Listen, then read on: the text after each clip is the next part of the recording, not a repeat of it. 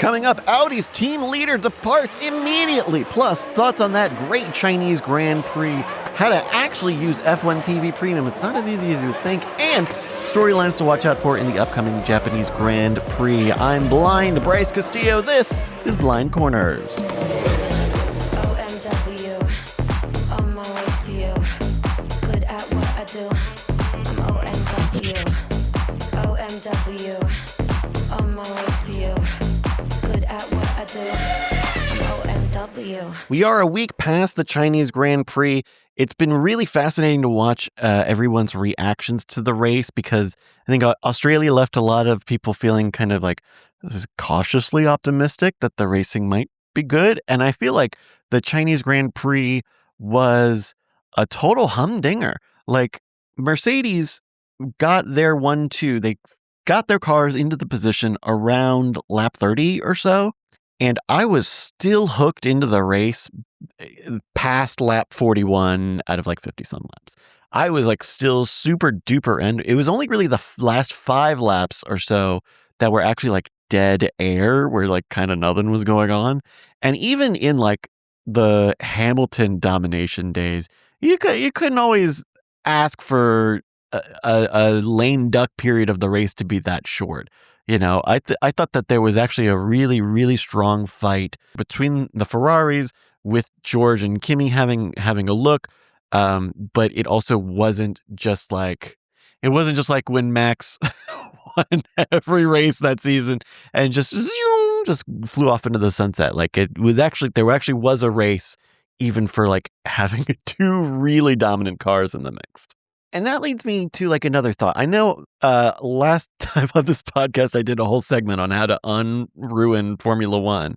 Thinking about having spent a week to think about the Chinese Grand Prix, I actually feel like the current regulations that they've got, the new formula, kind of fixed a big foundational problem of the previous regs here in the turbo hybrid area, both of them, where they did have a battery unit. Because, I mean, how many times was it where someone made a pass, you either using their electrical deploy or with like DRS, and then you couldn't quite get a lot of back and forth battling, right? Because either the battery took a while to charge or then you had DRS problem, DRS trains, things like that.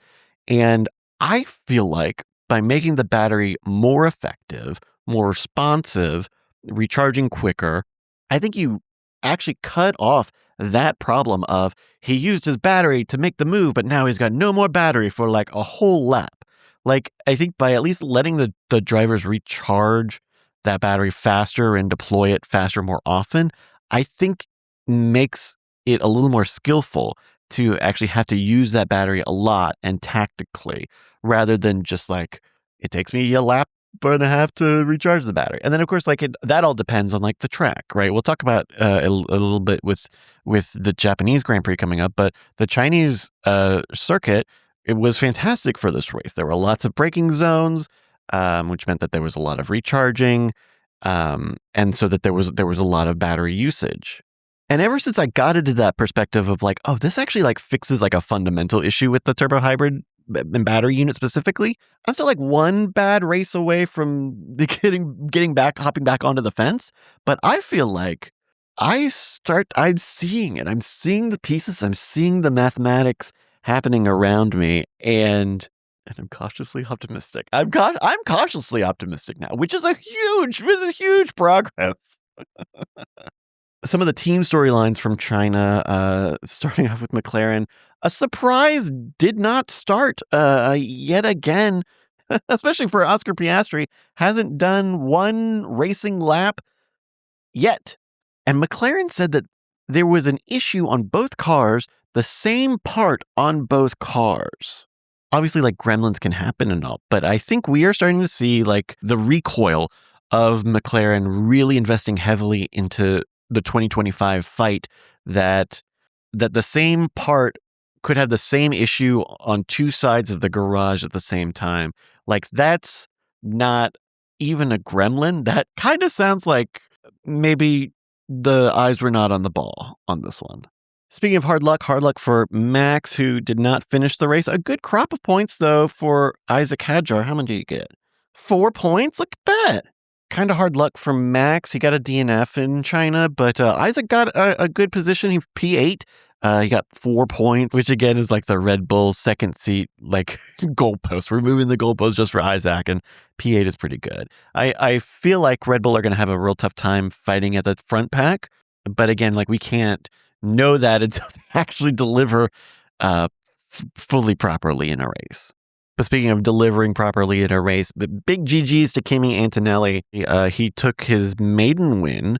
That makes him the second youngest winner here in Formula One after Max Verstappen.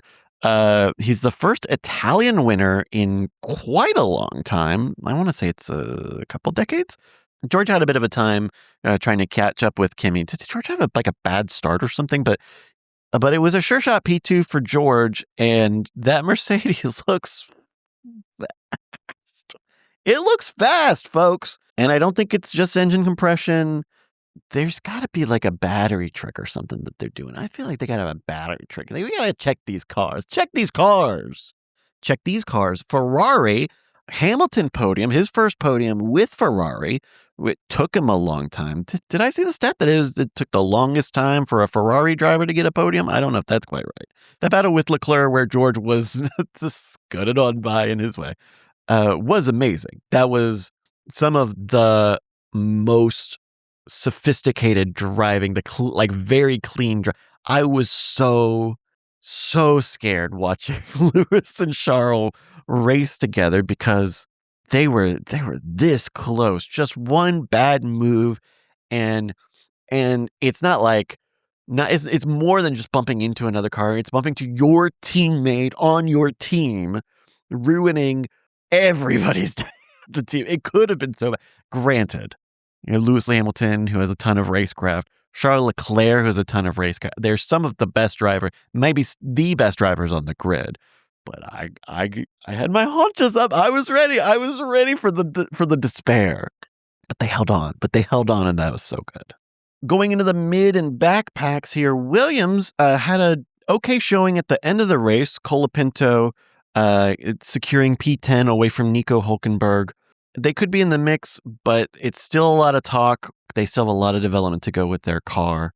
And on the Audi side, that P11 for Hulk was like not great. I mean, it's no points. P11 is no points, but it was like a pretty good showing, and there was a good gap to Lindblad behind. So I think Audi are showing that they at least are in the mid pack.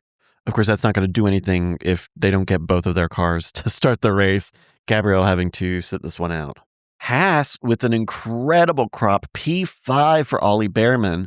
What happened to Ocon? Did Esteban Ocon P14 a lap down? So, but Haas are showing that they deserve to be in the mid pack mix.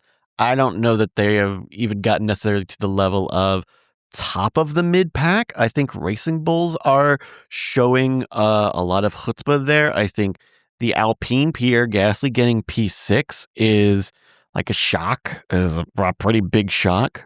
In fact, I'm going to say this, the double points for Alpine, we got to check the cars. We need to check the cars. Flavio, we need to check your cars. We were talking about Racing Bulls. It's P7 for Lawson, which is a pretty good result. Lindblad showed a lot of promise. He finished P12 in this race, but he had mistakes. And ultimately in F1 and like at this level of racing where it's very like perfection based, mistakes cost the most. They cost you the most out of anything because it's just wasted time. And so if he locks up, he goes wide, whatever, like those seconds add up. And like that, well, was close. The gap was pretty close for Lindblad. I mean, P12, but he was in the mix. And if he can get those mistakes cleaned up, that Racing Bull is also like going to show up in the mid pack. Some backpack stories, a double race finish for Cadillac. Woo! Again, like it's not infantilizing. You actually really, again, Aston Martin, McLaren, Red Bull, and Audi have not had both of their cars finish either of these two Grand Prix. So like that's another gold medal for Cadillac. Take the gold medal away though from Sergio Perez for touching Valtteri Bottas. You guys, that's really Valtteri and Sergio. God, Valtteri and Sergio at the very start of the race running into each other in the same race where Lewis Hamilton and Charles Leclerc did like a masterclass of racing each other. It's like dramatic irony. It's delicious. You can't do that. No medal for you, Perez. Not today. And another big one for Cadillac is P13 for Valtteri Bottas beating out Esteban Ocon. That's not Ocon's year. That's a crazy showing. P13, granted, that's out of 15 people who finished. Get fucked, Esteban Ocon. That's all I got. And speaking of getting fucked, finally, we're going to talk about Aston Martin. Completely boned. DNF for both Fernando and Lance. They got to get this thing working out. They got to get this thing together.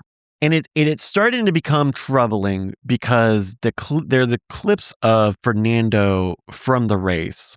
And there's one clip where he takes his hand off the wheel to kind of like wave at, I want to say it's Perez and the Cadillac going by.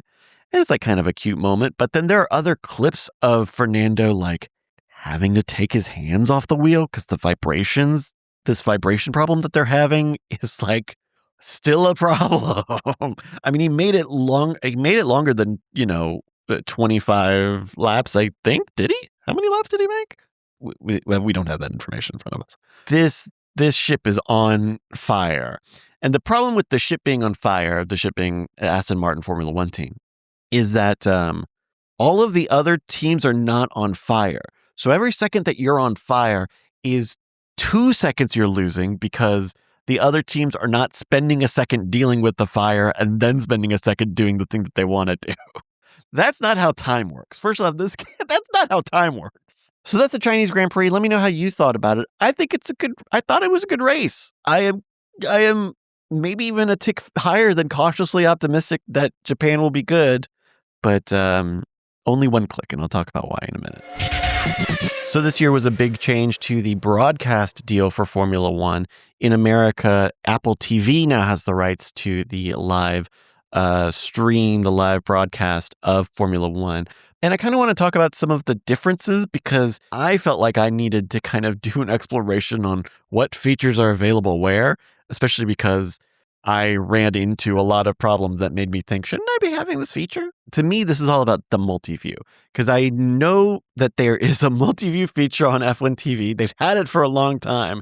I've never been able to use it, partly because it's a premium thing and I didn't have premium until the Apple TV deal. So the Apple TV deal means now that everyone who gets F1 through Apple also just gets F1TV Premium. And so if you were used to using F1 TV, the Apple TV deal kind of doesn't change anything other than probably bumping you up into that premium tier. So with F1, there's always kind of been two products, right? There's the broadcast product and the F1 TV product. And so last year was pretty traditional.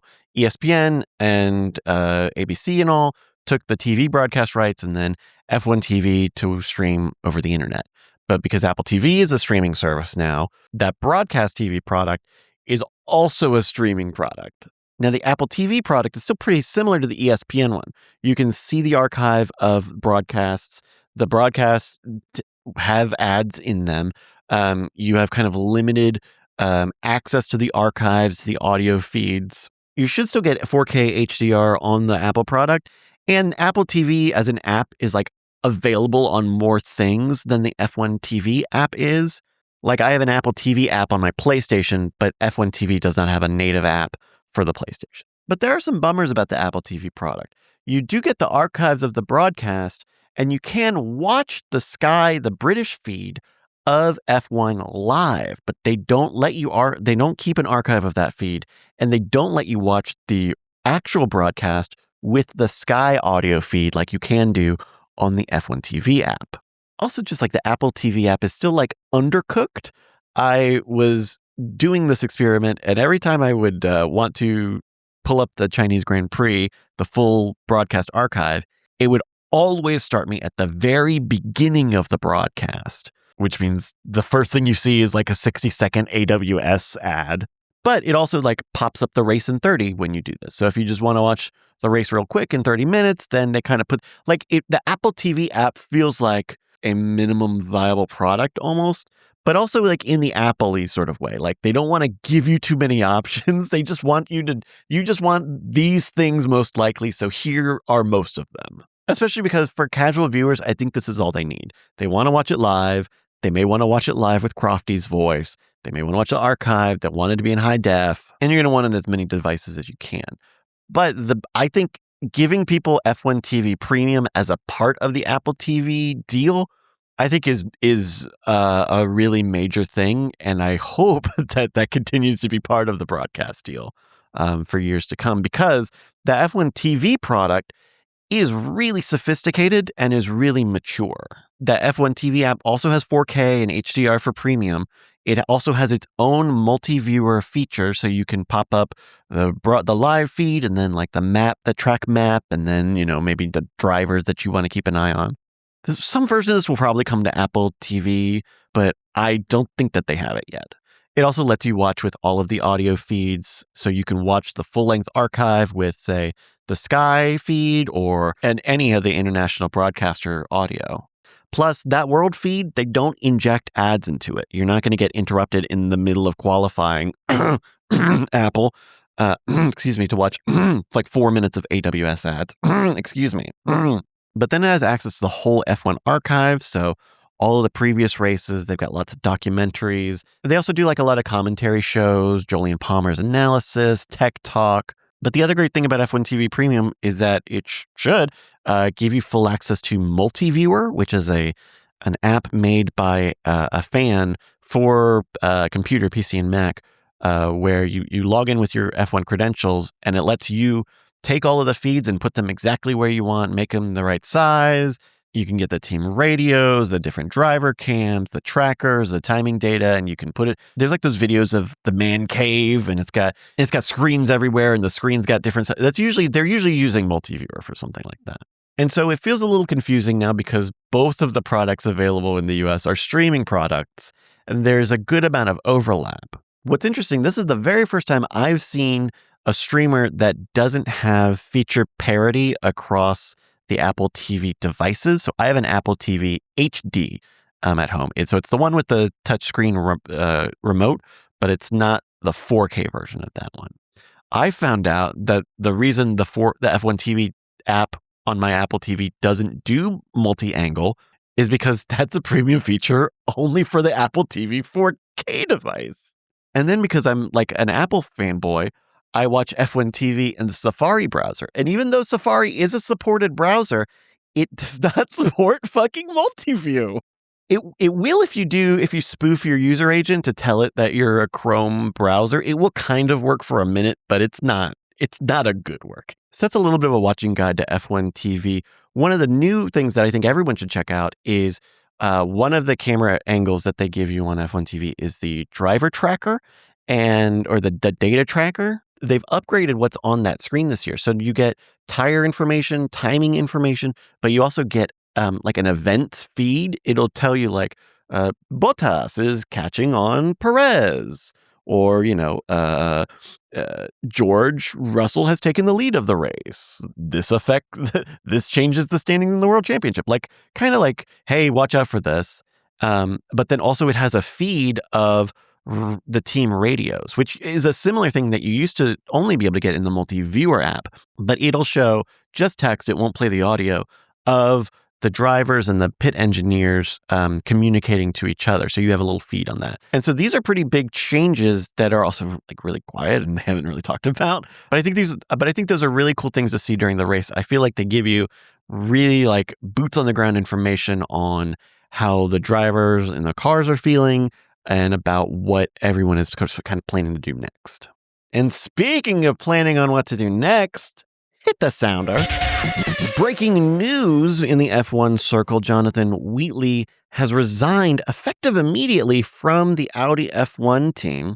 This unfolded in a really interesting way because before Audi announced it, there was a very loud rumor going around that Adrian Newey would be replaced or would step down from the team principal role in Aston Martin for Jonathan Wheatley to come in and take that spot. And this is a pretty big shock. Wheatley was attached to this Audi F1 project from early on, even when it was supposed to be Andreas Seidel, who was going to be the team principal. And after 2 races where Audi, again, have like shown really, really good potential, especially for being a new works team with a new a power unit manufacturer. And so this will leave Mattia Binotto as the team principal, but at the very least, this will impact morale over at the Audi team because they, I don't think I'm like overstating that they have had a really strong start of a year for what used to be like the middling Sauber team. Like now they are like a less middling Audi team. But the only team that needs that sort of reclamation arc more than Audi is Aston Martin. This kind of feels like a bravado, like we've got a problem, just spend the money to fix it. And I think that really just signals like Aston Martin are maybe not ready for this. It's not the team principal's fault if the engine is shaking, right? It's not necessarily Adrian Newey's fault. If anything, it's Lawrence Stroll's fault for taking the Honda team, which was not ready to make an F1 engine, clearly, and paid majorly out of the ass for them to make this like B-grade engine. Not to mention like Jonathan Wheatley has been a part of this Audi project, has been talking up how good this project is. And so that just screams to me that like they are putting more good money after even more bad money. And I think like the shame of it all is going to be that they're going to get away with telling people it's because Jonathan Wheatley wanted to live in the UK more. Because I think he has to live in Switzerland where the Sauber team's headquarters was. When really this is like a desperation move from Lawrence Stroll. Like the only more desperate move they could have done would have been to hire Christian Horner to run the Aston Martin team. And obviously that would have been its own headache. But I don't know why Newey was there in the first place. Nothing against him, but he's a car designer. He's not necessarily like a manager, a leader of a team. And maybe there's an argument to be made that like the team principal is kind of a figurehead and, you know, should be, you know, recognizable even. But by the same token, where other F1 teams are like expanding their leadership roles, like McLaren does have a team principal, but then also Zach Brown is also all around. But then also in McLaren, under the team principal role, they have different heads of different like departments, which makes me question like, is Aston Martin not organizationally mature enough to have a structure like that where you can have someone be kind of a figurehead who also spends his time over in this little part of the pie? Or did they really think like Adrian Newey would just be like the rock star team principal and roll up and fix everything and drag his pen and the car will flow through the air? So after this news broke, Lawrence Stroll put out a comment. I want to read you this quote because it was kind of like a long quote like, with the current speculation around Adrian Newey's role in our team. I want to set the record straight, controlling shareholder, reaffirm that he's my partner. He's the managing technical partner. We do things differently here. But he ends it with this. We are regularly approached by senior executives of other teams who wish to join Aston Martin Aramco, but in keeping with our policy, we do not comment on rumor or speculation.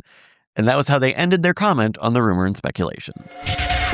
The Japanese Grand Prix will be, again, taking place at the Suzuka circuit. This is another high-speed flowing track, kind of like Australia. And after this race, I think we'll get a sense of how much track layout is going to dictate how good of a race there is. Oh my God, does this mean that like all of the Herman Tilke F1 tracks that he designed are going to be like great racing tracks because they all have the same like track pieces? I don't have any evidence of that, but that's just something that came across my mind that like the Tilke apocalypse is happening. Suzuka is another fast flowing track. There's not a lot of braking zones, which means that energy recovery will be lower, kind of on the lower end, potentially like in Australia. Another storyline from all the way in Australia is which of these teams will actually manage to start and finish the 2 cars that they have entered the World Championship with. Oscar Piastri hasn't done one racing lap yet. Red Bull's got a really bad track record so far. Aston Martin, come on. Even Audi have had some trouble trying to get both of their cars to the end. This probably won't be for Japan, but I think it was Carlos was out there talking for Williams saying that their recovery charge is going to have to start in Miami in like 5 weeks' time. They're still like overweight. They just don't like have it all hooked up. They're a team that talks big. We only have these deficits in front of us. Once we solve these, look how fast we could be. You have to prove it. You had such a strong showing last year. You have to prove it again. I don't expect any of the teams will have major upgrades, though we will have to keep an eye out on Ferrari again. In China, Ferrari did briefly use the Macarena rear wing, the rotating rear wing. They used it in practice, but they ended up replacing it for the sprint and the race quali and those sessions. Alongside that, Ferrari was testing a new winglet that they attached to the halo, the protective halo device in front of the driver's faces. Now, the FIA have really strict rules about what you can and cannot modify on that halo system. But Ferrari was testing out a new winglet design that is on that main front pillar of the halo. And it is meant to flow air over the driver's head instead of directly into them and creating drag. But Ferrari believed that because these winglets were see-through, that they counted more as a windshield than a wing. They felt confident about that, but not enough to actually use it in any of the competitive sessions. They took it off because there was some grumbling from the FIA and teams about, is that legal? Are you actually allowed to do that? But I love that. That's a great sign. The idea that like Ferrari is like pushing the bounds, pushing the limits, pushing the rules, and kind of taking advantage of the fact that they have this really strong design for race starts with the smaller turbo. We've seen that they are really, really good off the line, and those race start points are really critical. And then between the Macarena wing and this thing, plus like we talked about like they've put a wing on the back exhaust to try to shape the flow of the exhaust air out. And maybe these will like all be for nothing. I think they still have the exhaust winglet, but the Macarena wing they don't have, that halo winglet they didn't use in a competitive session. But I like seeing Ferrari be innovative. I like seeing them try new things and try to push them right there. This is a sign that they are not stuck in the same problems everyone else has with battery recharge and race starts and all that. They're able to focus on like performance. And if you are not a Ferrari fan, we are at the up part of the Ferrari fan cycle. It will go back down. It will go back down. Believe you me. So those are some of the storylines from Japan. I'm excited. I think Suzuka is a great circuit. It's a classic track. I love driving it on Gran Turismo. I'm excited to see how the new cars will fare, if they fare. All right, hit the sounder. Let's go to the outro.